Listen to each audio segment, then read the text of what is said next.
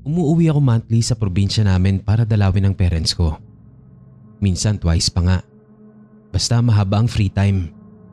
Hilig kong gumala sa mga lugar na malapit sa amin para makapag-relax. Minsan kasama ang family.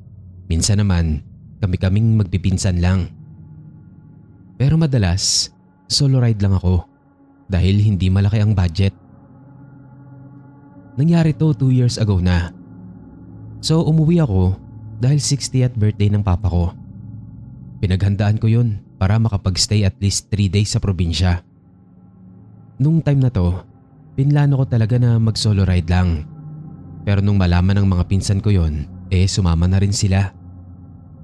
Okay naman ang naging ride namin. May dala lang kaming sari-sariling camping chair. Nakapaglibot, nakakain at nakabili ng pasalubong at hanggang sa tumambay na kami sa may magandang view sa gilid ng kalsada. Hinintay namin ang sunset bago kami bumiyahe pa uwi. Noong una maayos naman.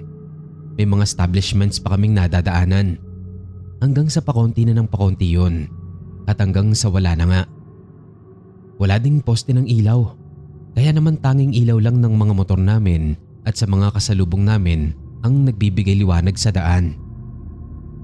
Hanggang sa mapansin ko na wala na kaming nakakasalubong talaga. Doon na nagsimulang maging kakaiba. Una kong napansin na biglang bumigat ang likurang bahagi ng motor ko. Naisip ko na agad na baka naflatan ako. Kasi ganun yun. Alam to ng mga nagbumotor talaga. Kaya naman sumenyas ako sa mga nasa likod ko na hihinto ako. Bumaba ako sa motor. Pinisil-pisil ko yung gulong. Pero okay naman. Nilapitan pa nga ako ng pinsan ko. Tinignan din yung gulong ko. Kaya sabi ko na lang, akala ko flat. So tuloy na kami sa biyahe. Makalipas lang ang ilang minuto, biglang nag-amoy bulaklak ng patay. Hindi ko alam kung anong tawag dun. Basta yung amoy bulaklak na mabango pero nakakakilabot. Wala naman kaming nadadaanan nun ng mga bulaklak. Kaya nagtataka talaga ako nun kung saan yun manggagaling. Maya-maya, nakaramdam na naman ako ng kakaiba. Bukod sa bumigat ang likod ng motor ko, bumigat din ang pakiramdam ko sa mismong likod ko. Na para ba akong nagkaroon ng angkas? Doon na ako kinabahan talaga. Madami nang ganung kwento sa lugar na yon na meron daw nakikisakay o nakikiangkas sa sasakyan. Pero hindi ko na pinansin. Hindi nga ako tumingin sa side mirror ko. Pero hindi ko rin naman magawang bilisan kasi maraming kurbada sa daan na yon. Dasal na lang talaga. Dahil alam ko kung gaano pa kami kalayo mula doon sa parte na may mga bahay-bahay na. Pero wala pa man, hindi pa man kami nakakababa ng tuluyan, bigla na lang ding nawala yung bigat na yon sa likod ko. Naging normal na lang yon na parang wala na akong angkas talaga. Kaya naman unti-unti na ring humupa ang kaba ko. Nung may madaanan kaming gasolinahan, huminto na muna kami doon. Nag-check lang ulit ako ng gulong ko matapos kong magpagas. Pagkatapos noon, bumiyahe na ulit kami. Diretso na pauwi sa amin. Kinabukasan, saka lang sinabi sa akin ng isang pinsan ko na nung habang nasa biyahe raw kami, ay may nakita siyang nakaangkas sa akin. Noong nandun pa kami sa lugar na yon. Hindi niya lang daw sinabi kasi baka hindi kami makauwi ng maayos. Tapos ayun na, sinabi ko na nga yung naramdaman ko kaya kami huminto. Akala ko kako flat lang. Hanggang dito na lang Sir Kira. Salamat po.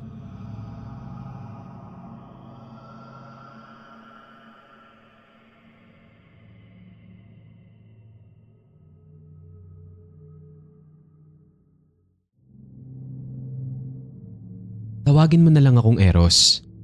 Dati, taong 2012 hanggang 2015, madalas kaming umakyat ng bundok at least once a month. Basta nagtutugma ang schedule namin ng mga kasama ko, matik na yon. May isang bundok kaming binabalik-balikan. Siguro may 3 beses na rin. Kaya naman medyo kabisado na namin ang daan. Isang beses, nag-aayaan ulit kaming 5 na umakyat doon. Pero sa kasamaang palad, hindi nakasama yung pinaka-leader namin sa grupo. Umpisa pa lang ng pagpaplano namin noon, tumanggi na siya kasi hindi talaga kaya ng schedule niya.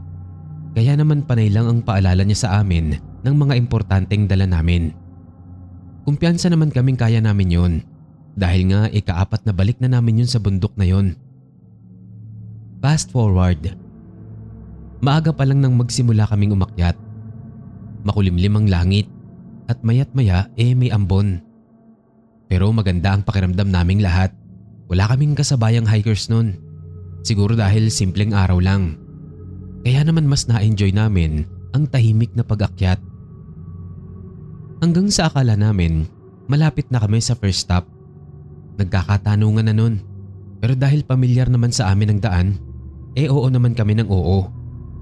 Maya-maya pa, ilang minuto ang makalipas, napahinto si Kuya Jerome na nasa harap namin. Teka daw, tapos itinuro niya yung nasa harap at sinabing parang nakadaan na daw kami doon. Nagpicture pa nga kami ni Leia doon eh. Pagtingin namin ni Leia, totoo nga, huminto nga kami saglit doon kasi nagpicture kami. Habang nagsisintas ng sapatos si Regine, natahimik lang kami saglit. Tapos nagkaayaan na ulit. Since sigurado naman kami na malapit na kami sa Station 1. Pero parang ang tagal na nang nalalakad namin, hindi pa rin kami nakakarating sa gusto naming mapuntahan.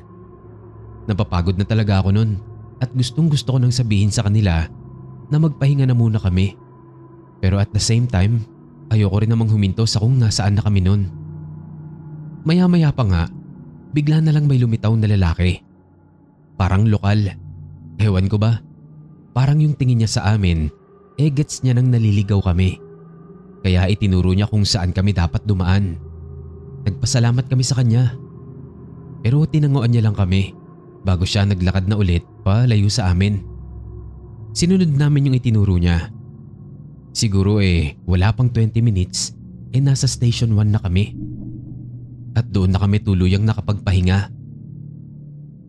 Habang nagpapahinga, nagsimula na kaming mag-ayos ng pagkain namin. Napag-usapan namin yung naging pag-akyat namin at kung saan kami nagkamali. Pero sabi ni Kuya Jerome, hindi niya masabi kung saan kasi halos lahat naman daw ng landmark nandoon at talagang nadaanan namin. Pero hindi din daw niya mapagkakaila na parang nagpapaikot-ikot lang kami kanina doon. Tapos napunta yung usapan namin dun sa lalaking nagturo sa amin ng tamang daan. Tingin naming lahat, lokal si Kuya. Sabi ko nga, buti na lang nakita tayo ni Kuya. Kundi baka tuluyan na kaming naligaw. Nagsitanguan naman sila, tapos natahimik na. Parang sabay-sabay kaming napaisip. Hanggang sa magsalita si Regine. Sabi niya, kung napansin daw ba namin yung suot ni Kuyang lokal. Tuyong-tuyo daw na para bang kalalabas lang ng bahay yung itsura. Nung time na yon, Sir Kira, umaambon. Nag-agree naman agad si Kuya Jerome, pati na si Leia. Napansin nga rin daw nila yon. Ang fresh daw ni Kuyang lokal. Maski ako, napatango rin. Hindi ko man maalala yung suot niya, agree din ako na mukhang fresh si Kuya. Ni walang bakas ng pawis sa mukha nito. Pagkatapos naming magpahinga at magligpit ng mga pinagkainan, nagpasalamat at nagdasal na muna kami bago ulit kami nagsimulang maglakad paakyat. Nakarating naman kami sa tuktok at nakauwi din naman ng maayos. Pero mula noon, hindi na kami umulit ng hindi kasama ang leader namin.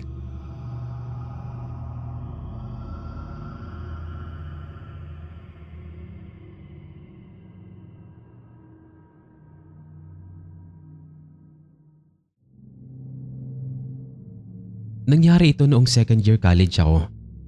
Nasa NSTP camp kami noon sa isang bundok sa Rizal. 3 days 2 nights yon. Team building, basic survival training at kung ano-ano pang activities ang ginawa namin doon. Naalala ko, maraming estudyanteng nagrereklamo noon dahil walang signal sa campsite. Pero para sa akin, ayos lang yun. Sanay ako dahil madalas naming gawin yun ng pamilya ko. Ang problema lang doon sa pinuntahan namin, medyo malayo ang pinagkukunan namin ng tubig. May maliit na bukal sa may gilid ng gubat. Mga 5 minutong lakaran din mula sa campsite. Madalas akong maatasang kumuha ng tubig dahil malapit ang tent ko sa daan papunta roon. Unang gabing nangyari yon, habang naglalakad ako pabalik mula sa bukal, may narinig akong tumawag. "Marco?" Napahinto ako kasi akala ko may tumawag sa akin na kaklase. Lumingon ako sa likod. Wala. Bigla ko ding naisip na parang kaboses ni Mama. Napailing na lang ako. Kako baka kaklase ko lang. Mga loko, sabi ko lang sa sarili ko. Tapos nauna na akong bumalik sa isipin na lalabas din sila kapag hindi ko sila pinansin. Pagdating ko sa area namin, lahat sila ay may kanya-kanyang ginagawa. Nung tanungin ko kung sino pa ang wala, sinabi nila na si Jerome lang daw, which is yung leader namin, na dumating na rin kasama ang isang prof. Pinapatawag kaming lahat dahil may sasabihin daw. Dahil doon, nakalimutan ko nang alamin kung sino yung tumawag sa akin dahil nabisi na kami sa activity. Kinabukasan, nangyari ulit. Bandang hapon naman. Papunta ako sa bukal nang marinig ko ang boses. "Marco." Hindi malakas pero malinaw. Parang papalapit din siya sa akin kasi nadinig ko din yung kaluskos o yung yapak na papalapit sa akin. Lumingon ako agad. Wala namang tao. Ngayon, napapaisip ako kung sino ba yon. Kasi kaboses nga talaga ni Mama. Ang galing naman ka akong manggaya ng mga loko na yon. Pero kasi sigurado din ako nung time na yon na hindi yun isa sa boses ng mga kasama ko. Classmate man o prof namin. Hindi rin naman nakakatakot yung boses. Sa totoo lang, parang kaibigan nga lang yung tumatawag sa akin. Kaya naman ipinagsawalang bahala ko na lang ulit. Pagsapit ng 3 araw namin doon, umulan ng malakas nung umaga. Makulimlim ang buong paligid. Halos lahat ng estudyante nasa loob lang ng tent. Bandang 8:00, napansin namin na paubos na ang tubig. At dahil ako na ang gumagawa nito sa loob ng 2 araw, automatic na ako na din ang tumayo para kumuha. Tahimik ang gubat. Tanging tunog ng ulan at mga kuliglig lang yung naririnig ko. Nang mapuno na yung lalagyan na dala ko, nagsimula na akong maglakad pabalik. Doon ko ulit narinig, "Marco?" Napatigil ako. Narealize ko agad na yung boses na ilang beses nang tumatawag sa akin talagang kaboses ni Mama ko. Eksaktong boses niya. Pati yung paraan ng pagbigkas niya ng pangalan ko, siyang siya. At parang nasa likod ko lang siya. "Ma?" Bulong ko. Pero wala. Tumayo lang ako roon. Nag-aantay. Tapos narinig ko ulit. Tinawag na naman ang pangalan ko. Mahina at parang nasa malayo na ito. Hindi ko maipaliwanag kung bakit, pero may bahagi sa isip ko na gusto kong sumunod. Gusto kong hanapin kung nasaan nanggagaling yung boses na yon. Nagsimula akong maglakad papunta doon sa kung saan ko nadidinig yung boses ni Mama. Hanggang sa hindi ko namalayan na ilang metro na pala akong naglalakad at bigla na lang may humawak sa balikat ko. Napasigaw pa ako nun. Isa pala sa mga NSTP facilitator. Nakasuot siya ng raincoat. Tinatanong ako kung anong ginagawa ko doon. Parang doon pa lang ako nagising o natauhan. Napakurap ako. Saka ko napansin na hindi na pamilyar sa akin yung nilalakaran ko. Hindi ko sinabi yung tungkol sa boses. Sinabi ko lang na naliligaw na ako. Pagkatapos nun, bumalik na kami sa kampo. After ng camping namin, pagka-uwi ko sa bahay, habang kumakain kami ng hapunan ng nanay ko, naikwento ko yun ng pabiro. Sabi ko, "Ma, alam mo ba may tumatawag sa akin sa bundok? Tapos kaboses mo." Tinanong ni Mama kung anong sinasabi. Sabi ko, pangalan ko lang naman. Tinatawag ka ako. Hindi nagsalita agad si mama. Maya-maya, nagkwento rin siya. Nanaginip daw siya noon. Nakita daw niya akong naliligaw sa bundok kaya paulit-ulit niya akong tinatawag. Pero hindi daw ako lumilingon. Tapos daw, meron siyang nakitang nakatayo sa likod ko na hindi niya makilala kasi hindi niya makita ng malinaw yung muka. Kinabahan daw talaga siya noon. Sinubukan daw niya akong kontakin pero wala daw talaga. Hindi niya raw ako makontak. Kaya grabe daw yung dasal niya noon na sana daw walang nangyaring masama sa akin. Nakauwi naman nga ako ng maayos at nakahinga din naman ng maluwag si mama. Sabi niya, baka daw may nagambala kami noong nandoon kami. Sa dami ba naman namin, hindi na ako magtataka.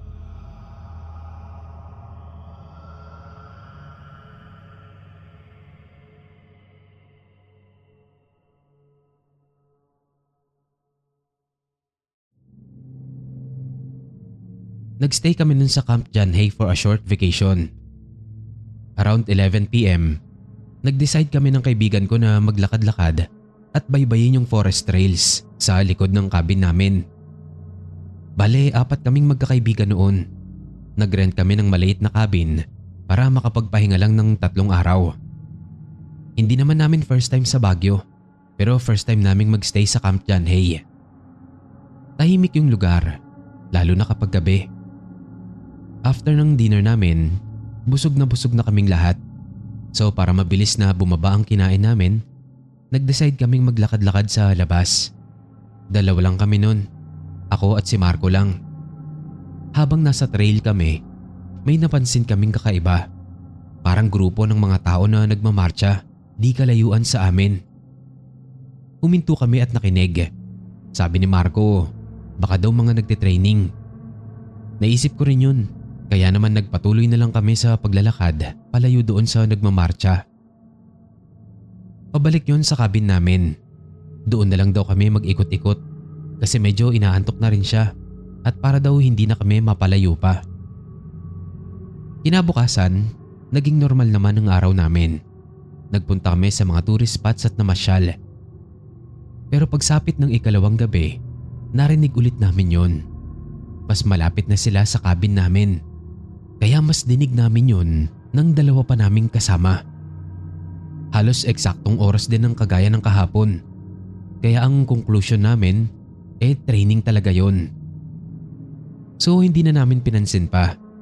Nag-aya yung isa kong friend na maglakad-lakad daw kami sa labas. And since yun na rin yung huling gabi namin doon, pumayag na kaming lahat. Ito yung creepy part para sa akin.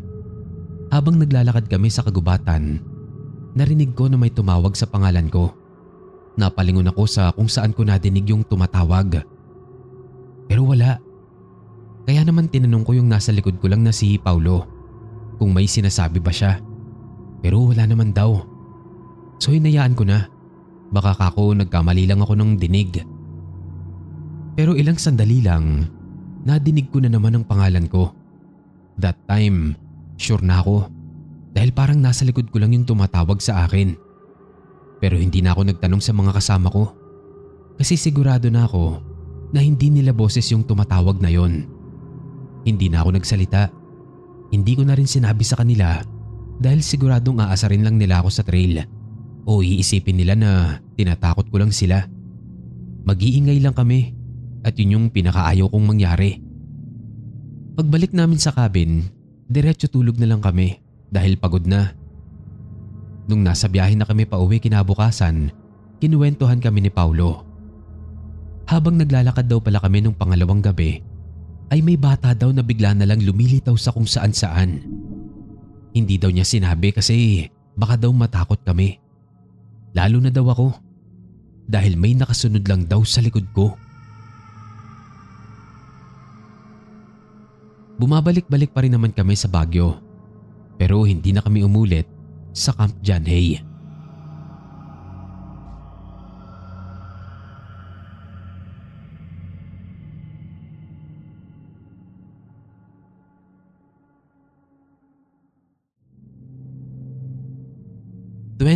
ito nangyari. Second year college ako nung magkaayaan kaming magkakaibigan na magbundok. Matagal na naming napag-usapan yon bago kami nag-decide na kulayan na talaga. Linggo yun, kaya maraming tao. Bale, 4 kami. Ako, si May, si Jen at si Carla. Sa una, kwentuhan pa. Pero habang pataas kami ng pataas, tahimik na lang kami at kanya-kanya nang ine-enjoy yung paligid. Iba-iba na rin ang pacing namin nung time na to. Mahilig kasi ako magpicture nun, kaya napapatigil ako sandali sa kung saan nang hindi nagsasabi sa mga kasama ko. Pero nakakahabol naman ako sa paligid. Hanggang sa may isang beses na hindi ko na talaga sila nahabol. At napapaisip na din ako kung malayo na ba ang nalakad nila o kung ako ba yung nauna sa kanila. Hindi naman ako nag-alala nun kasi maraming tao eh. Marami pa sa dulo at siguradong magkikita-kita din naman kami sa summit. Kaya naman in-enjoy ko na lang din mag-isa yung trail. Along the way, ganun pa din ako. Napapahinto kapag may gusto kong picturean. May nakikita pa naman akong pailang tao sa kung nasaan ako nun at yun lang yung sinusundan ko. Hanggang sa may isang beses na parang naligaw ako. May isang babae kasi nun akong sinusundan at kumaliwa siya sa isang daan, kaya naman doon din ako sumunod. Pero ayun na nga, ang bilis din niyang nawala sa paningin ko, kaya mas binilisan ko rin ang lakad ko. Pero wala talaga. Ako na lang mag-isa ang nandoon. Medyo natakot ako nun kasi sobrang tahimik sa lugar na yun. Wala yung ingay ng maraming tao, kaya feeling ko napalayo na ako masyado. Kaya naman ang ginawa ko, sa ipagpatuloy ko yung daan na yun, bumalik ako sa kung saan ako nanggaling hanggang sa makita at makasabay ko na ulit yung mga tao.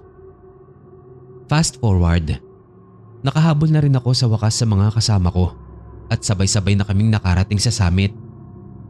Pahinga lang ng konti, tapos kain. Tapos bumaba na rin kami after. Nakauwi naman ako ng maayos. Pero kinabukasan, nilagnat ako. Sobrang taas. Pinahinga ko lang yon at ininuman ko ng gamot kasi akala ko dala lang ng pagod sa pamamundok. Pero 3 araw na ang makalipas, sobrang taas pa rin ang lagnat ko. Dadalhin na nga sana ako sa health center ng nanay ko eh. Pero biglang pumasok si Lola sa bahay namin. May dalang ulam. Pero pagpasok niya pa lang, agad siyang napasimangot. Tinanong niya kung anong amoy daw yun. Napatingin ako sa sarili ko. Tinawanan siya ni Mama. At sinabi nito na 2 araw na daw kasi akong hindi naliligo dahil nga sa taas ng lagnat ko. Pero seryoso yung mukha ni Lola. Akala ko nga sasabihin niya na pumunta na ako sa ospital eh. Pero sabi niya, saglit lang daw at hintayin siya.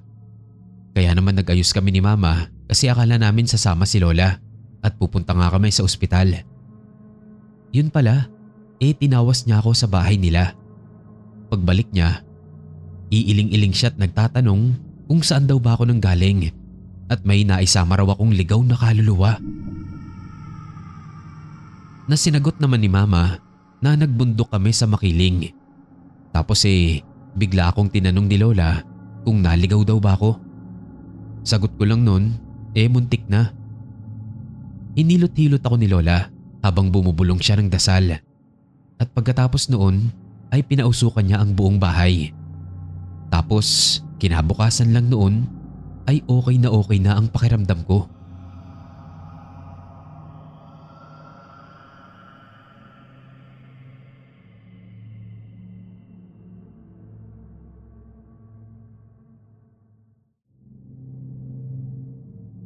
Ako po si Rudy, high school teacher sa isang public school. Nangyari ito noong 2005, noong isinama namin ang mga 4th year students namin sa isang educational tour sa Baguio. Excited din ako noon kasi hindi pa talaga ako nakakarating sa Baguio. Sa teachers camp kami tumuloy noon kasama ang ibang mga teachers. Wala akong alam tungkol sa lugar na yon. Sa totoo lang, ang concern ko talaga noon ay siguraduhin hindi mawawala ang mga estudyante sa gabi. Pagdating namin ay normal naman ang lahat. Luma lang talaga yung mga gusali doon. Yung tipong may amoy na kahoy at lumang pintura. Napansin ko rin na medyo tahimik ang paligid kahit maraming tao. Mga bandang 9:00 ng gabi, tapos na ang head count namin at nasa mga kwarto na ang mga estudyante. May kasama akong teacher na matagal ko ng kaibigan. Tawagin na lang natin siyang Noel. Niyaya niya akong maglibot sa area. Sumama naman ako. Jacket lang at cellphone ang dala ko nun. Sobrang lamig ng hangin habang naglalakad kami sa loob ng teacher's camp. Kakaunti na lang ang tao sa labas nun. May mga ilaw naman kahit paano. Kaya kita pa rin naman yung nilalakaran namin. Habang naglalakad kami, biglang tumahimik. Hindi normal para sa akin yun. Yun bang bigla na lang nawala yung tunog ng mga kuliglig kasabay ng pagkawala ng malakas na hangin? Ganun siya eh. Hindi ko na pinansin kasi wala din namang naging reaksyon si Noel. Pagdating namin sa isang pababang kalsada, napansin ko na parang wala nang katao-tao sa paligid. Medyo kinabahan ako nun. Sabi ko kay Noel, parang napalayo na ata kami at niyaya ko siyang bumalik na lang sa kung saan kami nanggaling. Nauna na akong naglakad pabalik nun. Nadinig ko rin namang sumunod siya. Pero yung kaba ko kanina, nadagdagan pa. Kasi sobrang tahimik talaga doon. Walang kahangin-hangin pero malamig naman. Pero habang naglalakad, pakiramdam ko parang paulit-ulit lang yung mga dinadaanan namin. Sigurado naman akong hindi pa kami naliligaw. Kasi nadaanan naman namin yun nung papunta pa lang kami. Kinalma ko ang sarili ko. Sinubukan naming sundan yung pinakamaliwanag na kalsada. Pero parang hindi kami lumalapit sa main building. Nakahinga lang ako ng maluwag nung makita kong mayroong babae doon sa dulo ng kalsada. Nakaputi siya, kaya nakita ko agad kahit medyo malayo pa kami sa kanya. Sinabi ko pa nga sa sarili ko na buti naman at mukhang makakalabas na kami doon sa wakas. Pero nanlamig ako lalo nung makalapit na kami doon sa babae. Kasi unti-unti siyang nawala sa paningin ko. Napatakbo ko nun sa takot. Nadinig ko namang sumunod sa akin si Noel. Ang ingay ko nun. Kung ano-anong sinasabi ko kay Noel.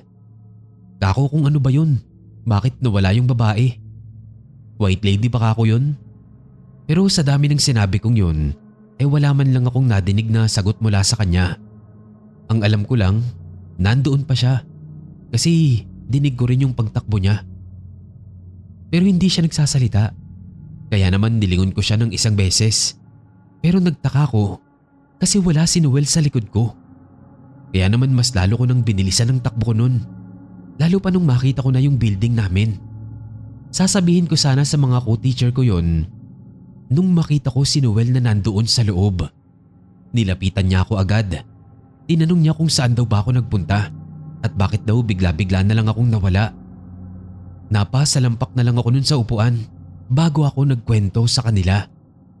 At grabe ang kilabot ko nung sabihin ni Noel na nagulat na lang daw siya na wala na ako paglabas niya ng CR. Nagpaalam daw siya sa akin na magsi-CR muna at hintayin siya. Pero nakaalis na daw ako. Sinubukan pa daw niyang habulin ako pero hindi niya ako makita. At ang sabi pa nila halos 3 oras din daw akong nawala. Sinubukan naman daw nila akong hanapin pero hindi talaga nila ako makita. Pagkatapos nun, pinagpahinga na nila ako. Sa sobrang pagod ko nun, ay nakatulog ako agad. Kinabukasan, hindi na namin yun pinag-usapan pa ulit. Hanggang ngayon ay hindi ko talaga alam kung ano nga ba talaga yung nangyari sa akin nung gabing yun. Pero mukhang napaglaruan ako ng white lady nakita ko.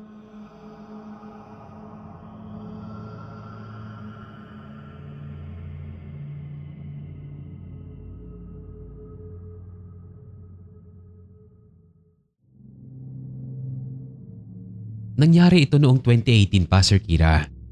Nagre-review pa ako sa board exam noon. At sa Sampaloc pa ako nakatira. Madalas akong tumambay sa mga kaibigan ko sa may Tomas Morato kapag gusto naming magkita-kita. Biyernes ng gabi, maagang natapos ang review class namin. Kaya ako din ang nag-aya sa mga kaibigan ko na tumambay. Bandang 8:00 na ng gabi nang mag-book ako ng ride papuntang QC. Yung shared ride para makatipid sa pamasahe.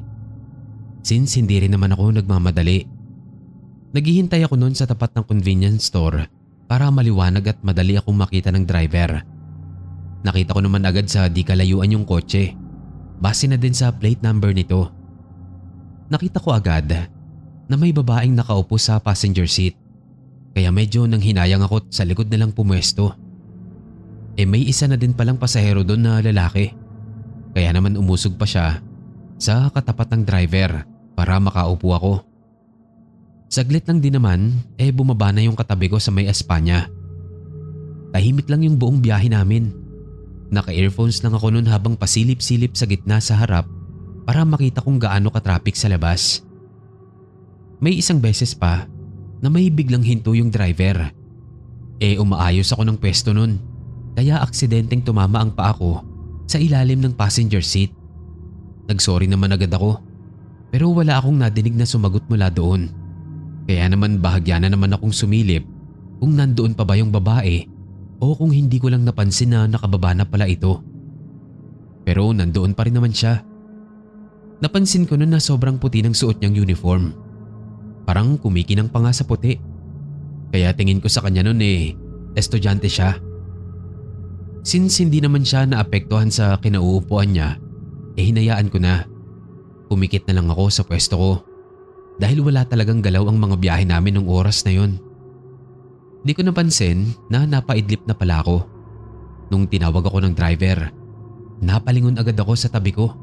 Akala ko kasi may sasakay na iba. Tinanong ko si Kuya Driver kung ano yung sinasabi niya. Ayun pala, tinatanong niya lang ako kung saan mismo ang drop-off ko. Na sinagot ko naman agad. Di umandar na ulit kami. Siguro may mga 5 minuto lang. Nagtanong ulit si Kuya Driver kung sa kanto lang daw ba ako bababa. Kaya naman tinanong ko si Kuya kung ako na ba ang next na drop-off niya. Tapos sumilip sa rearview mirror yung driver. Opo ma'am, kayo lang naman pong sakay ko simula Espanya Napasilip ako agad sa passenger seat sa side niya. Walang tao. Bakante yung upuan. Grabe yung kaba ko nun. Talagang gumapang yung kilabot ko hanggang batok. Natanong ko pa si Kuya kung seryoso ba siya. Tinanguan naman niya. Sinabi ko sa kanya yung nakita ko. Yung babae sa tabi niya na nakaputi pa nga ako. Tumahimik lang si Kuyang driver. Parang ayaw niyang pag-usapan. Kaya naman hindi na lang din ako kumibo. Hanggang sa pagkababa ko ng sasakyan. Halos tumakbo na ako nun papunta sa mga kaibigan ko. First time ko talaga yun, Sir Kira. Minsan nga iniisip ko na binibiro at tinatakot lang ako ng driver. Pero kasi sobrang seryoso ng mukha niya nun. Kaya parang imposible din.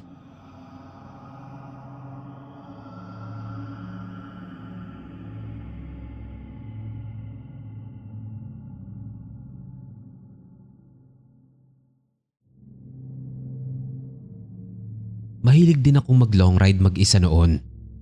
Hindi dahil adventurous ako, kundi dahil yun yung paraan ko para makapag-isip-isip, makapag-relax. Madalas madaling araw akong bumabiyahe. Konti sasakyan, tahimik ang kalsada. Parang mas malinaw ang utak ko pag ganon. Tawagin mo na nga lang pala akong Julius. Ito yung nangyari mga 2 taon na ang nakakalipas. Hanggang ngayon, hindi ko pa rin makalimutan. Galing akong daet noon at pauwi na sana sa Cavite. Mag-aalas 11 na ng gabi nang umalis ako.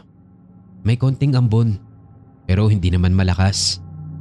Kumpleto ang gear ko at nakakonect yung intercom ko sa phone ko para may music habang bumabiyahe. So normal naman ang lahat nung umpisa. Paglagpas ko sa isang medyo liblib na bahagi ng highway sa Quezon, napansin kong humina ang signal. Hindi ko na masyadong pinagtuunan dahil expected naman na yon sa ilang parte ng ruta. So tuloy lang ako. Maya-maya, naputol yung pinapatugtog kong kanta. Naisip ko lang na nawalan ng signal kasi nga liblib na doon sa parting yon kung nasaan ako noon. Tapos biglang may narinig akong mahinang static sa intercom. Tinapik-tapik ko yun sa gilid ng helmet ko. Naglolo ko na rin kasi yun dahil luma na yun. Bumalik sandali yung music. Pagkatapos nun, tuluyan ang namatay. Hinayaan ko na lang muna dahil sigurado namang magpe-play din yun kapag may signal na. Tapos maya-maya, may pumasok na matinis na tunog. Tapos static. Kaya naman huminto na muna ako dun sa isang stopover na nadaanan ko at pinatay ko na muna yung intercom. Nagmerienda na rin muna ako dun at sandaling nagpahinga. Saglit lang ako dun kasi iilan lang ang tao. 15 o 20 minutes din siguro ako nun. Tapos nag-ayos na ako at nagbiyahe na. Nalimutan ko nang buksan yung intercom ko nun kasi uwing-uwi na talaga ako nung time na to. Kaya naman medyo nagulat ako nung bigla na namang mag-static ang intercom. Noong nasa madilim na bahagi ulit ako ng highway, biglang nagkaroon na naman ng malakas na static sa earpiece. Malakas yun na parabang naka-full volume siya. Kaya naman napangiwi ako. Kasunod nun, isang matinis na tunog. Yung parang feedback sa mic na masakit sa tenga. Napapikit ako saglit sa sakit. Pagkatapos nun, bigla rin itong nawala. Pero doon na nagsimula yung hindi ko maipaliwanag. May pakiramdam ako na parabang may nakadikit sa likod ko. Parang may tao lang na sobrang lapit sa likuran. Ilang beses akong sumilip sa side mirror. Wala. Sinubukan kong baliwalain yun. Pero ilang minuto pa lang ang lumilipas nung may maramdaman na naman akong kakaiba sa may kanang bahagi ng katawan ko. Biglang lumamig na parabang nakatapat sa akin ang aircon. Pero nasa right side ko lang talaga, mula balikat hanggang braso ko. Habang yung kaliwang bahagi ng katawan ko, normal naman ang pakiramdam. Napakapit ako ng mahigpit sa manubela. Nagsimula na akong kabahan nun dahil wala din akong kasabay man lang doon sa daan na yun. Kung ano-ano tuloy ang pumapasok sa isip ko na baka may magpakita o maglaro sa akin. Iniwasan ko nang tignan yung likod ko kasi baka ikapahamak ko pa. Ang weird pa sa pakiramdam kasi ang tagal bago ko nakalabas doon sa lugar na yon. Hindi ko na kasi chinek yung oras nito. Pero parang ang tagal-tagal ko nga talaga doon. Nung makalabas naman ako, huminto na muna ako dun sa unang convenience store na nadaanan ko. Nanginginig talaga yung tuhod ko nun pagbaba ko ng motor. Kaya medyo nag-stretching na muna ako. Ano? Nanginginig na? Naninigas pa yung tuhod ko. Pagkatapos talaga ng nangyaring ito sa akin, hindi na ako naglo-long ride ng walang kasama.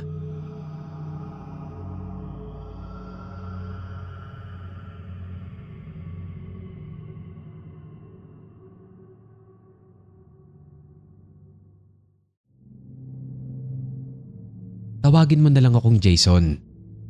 Sobrang ikli lang nito. Pero sana pwede pa din. Nangyari ito noong 2023 o 2024. Basta hupa na nito ang pandemic.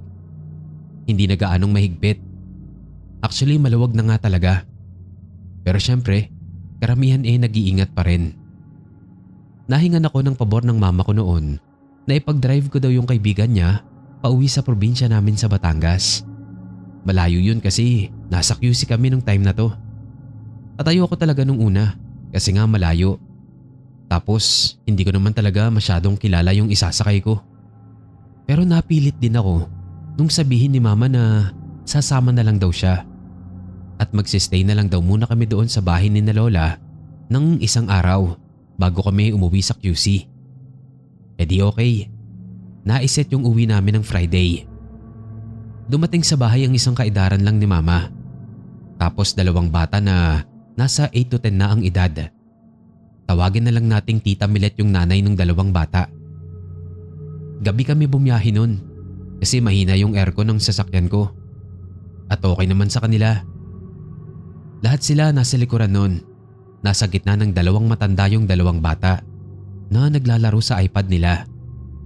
Tapos si mama at si Tita Milet nagkukwentuhan lang ng kung ano-ano. Sinasali at nakikisali din ako sa usapan nila paminsan-minsan.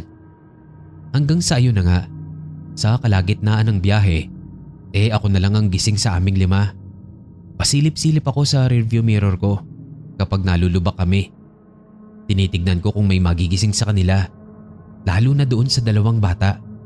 Ang iingay kasi nila nung gising pa sila, kaya ingat na ingat talaga ako na malubak. Kaso syempre, Philippines, palaging may sorpresa sa kalsada. Hanggang sa eto na nga, mayroong isang malaking lubak talaga kaming nadaanan na hindi ko napansin agad. Hindi ko na yun nagawang iwasan, kaya talbog talaga kami. So initial reaction ko ay tignan agad sila sa likod. Hindi ako sumilip lang sa rearview mirror ko, kundi paulit-ulit ko silang nilingon sa likod. Nagising si mama, kaya nagsorry ako. Hindi ko kako napansin agad. Siguro mga 3 beses ko silang nilingon nun. Tulog na tulog yung 2 bata. Nabuti na lang nagtig-isa sila ng hawak. Dun sa pangalawang lingon ko, medyo nagtaka ko. Kasi may nakita akong nakasingit sa gilid ni Tita Milet. Dun yun mismo sa tabi ng pintuan. At sure ako, nakatawan ng bata yun. Kaya syempre napalingon ulit ako. Tinignan ko kung nasa gitna pa yung 2 bata. Kasi bigla akong napaisip kung talaga bang hawak nila mama at tita yung 2 bata. At oo nga, nasa gitna pa rin yung 2 bata at hawak nila itong pareho. Pagkatapos nun, pagtingin ko ulit doon sa gilid ni Tita Milet, nandoon pa rin yung bata na parang nakalingon na rin sa akin. Hindi ko kita yung mukha niya, Sir Kira. Hindi ko alam kung nanlabo lang ba yung mata ko nun o sadyang malabo yung mukha nito. Pero sigurado ko na nakalingon yun sa gawi ko. Hindi ko na ulit tinignan yun pagkatapos.